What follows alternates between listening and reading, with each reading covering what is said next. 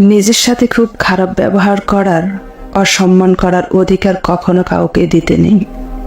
যতই ভালোবাসা থাকুক, দুর্বলতা থাকুক, তাকে ছাড়া একদমই চলবে না থাকুক।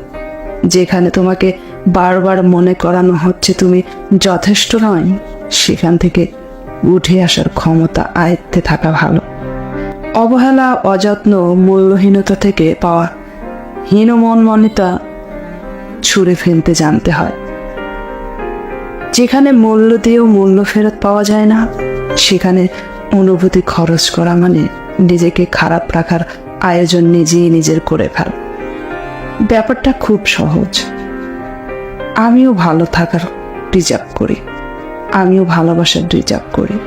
নিজেকে যত মনে করাবে তত স্পষ্ট হবে কার পাশে বসে সারাটা জীবন কাটিয়ে দেওয়া যায় আর কার পাশে আর দুদণ্ড বসে থাকা উচিত নয়।